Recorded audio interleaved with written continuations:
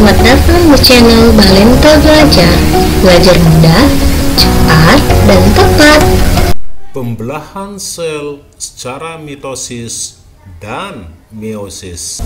Pembelahan sel adalah suatu proses yang membagi satu sel induk menjadi dua atau lebih sel anak dengan cara membelah diri, baik pada organisme seluler maupun multiseluler.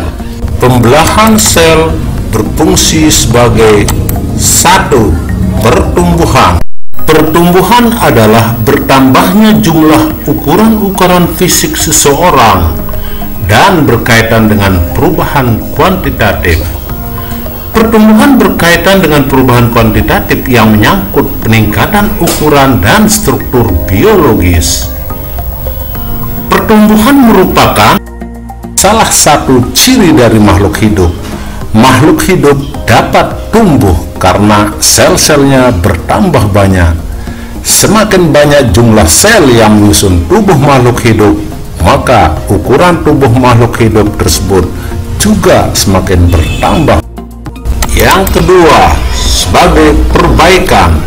Pembelahan sel yang berfungsi sebagai perbaikan yang dimaksudkan adalah memperbaiki sel, jaringan atau organ-organ yang rusak akibat parutan atau borok luka yang bernanah. Selanjutnya, yang ketiga adalah sebagai reproduksi. Proses reproduksi melibatkan sel kelamin jantan dan sel kelamin betina. Proses pembentukan sel kelamin terjadi melalui pembelahan sel. Pembelahan sel dapat dibedakan menjadi pembelahan mitosis dan pembelahan meiosis. Pembelahan sel secara mitosis menghasilkan dua sel anakan dengan materi genetik yang identik dari sel induk. Pembelahan secara mitosis terjadi pada organisme yang mengalami pertumbuhan, perbaikan, atau reproduksi aseksual. Selama pembelahan sel, kromosom dan sitoplasma sama-sama dibagi ke dalam dua sel anakan. Jumlah kromosom sel anakan adalah 2N atau disebut dengan diploid. Sel diploid merupakan sel-sel yang berpasangan. Adapun tahap-tahap mitosis ada 4, yaitu profase, metafase, anafase, dan telofase. Adapun ciri-ciri dari fase atau tahap profase: 1. Benang-benang kromatin memendek dan menebal membentuk kromatid. Yang kedua, kromatid berpasangan membentuk kromosom. Dan yang ketiga, membran nukleus dan nukleolus menghilang. Yang keempat, pada sel hewan, sentriol mengalami pembelahan. Sentriol tersebut memisah menuju kutub berlawanan. Dan yang kelima, benang-benang spindle mulai mengatur diri sedemikian rupa sehingga menyerupai bentuk pancaran atau aster. Selanjutnya, ciri tahap metafase. 1. Terbentuk benang spindle kromosom yang terlihat semakin jelas. 2. Kromosom berada di daerah ekuator sel. Dan yang ketiga, setiap kromosom masih terdiri atas 2 kromatid yang terkait pada sentromernya. Dan yang keempat, pada setiap sentromer ada 2 kinetokor yang masing-masing dikaitkan dengan benang spindle. Kemudian, ciri pada tahap anafase. 1. Benang-benang spindle memendek. 2. Kromatid menuju kutub yang berlawanan. Dan yang ketiga, mulai terjadi sitokinesis atau sitokinesis. Selanjutnya, tahap telofase. Adapun cirinya sebagai berikut. 1. kromatid telah sampai di kutub-kutub yang berlawanan. 2. Kromatid menipis dan memanjang menjadi kromatin. 3. Kumpulan kromatid membentuk anak inti. Dan yang keempat, terbentuk membran nukleus di luar anak inti. Dan yang kelima, sitokinesis selesai, terbentuk 2 sel anakan. Selanjutnya, pembelahan sel secara meiosis. Pembelahan sel secara meiosis atau sering disebut dengan pembelahan reduksi adalah pembelahan sel yang terjadi pada sel kelamin.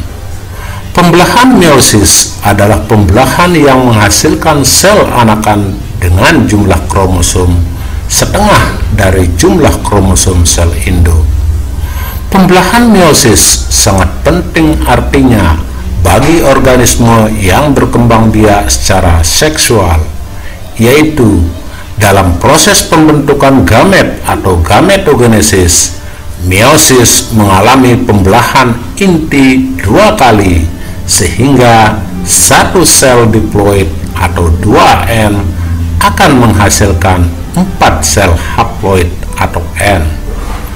Tahapan pembelahan sel pertama disebut dengan meiosis pertama, dan tahapan pembelahan sel yang kedua disebut dengan meiosis kedua.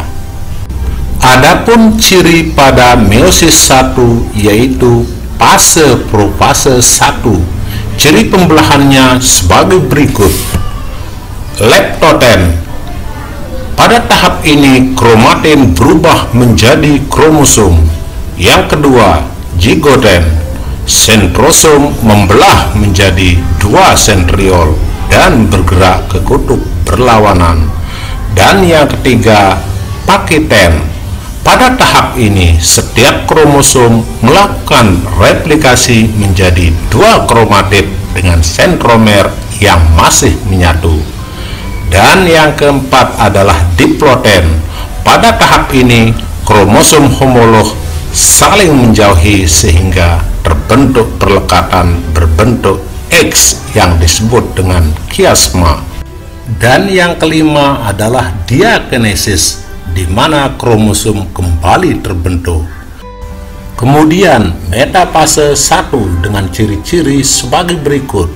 1. Kromosom homolog bergerak ke bidang ekuator dengan sentromer yang mengarah ke kutub. Yang kedua, masing-masing kromosom berkaitan dengan benang spindel pada bagian sentromer. Kemudian anafase 1 dengan ciri-ciri sebagai berikut. 1. Kromosom homolog ditarik oleh benang spindel ke arah kutub pembelahan sehingga tetra terpisah dan kromosom bergerak menuju kutub yang berlawanan. Yang kedua, membran sel mulai melekuk di bagian tengah. Dan yang ketiga adalah membagi sel kromosom diploid menjadi haploid. Selanjutnya, telopase 1 dengan ciri-ciri sebagai berikut. 1.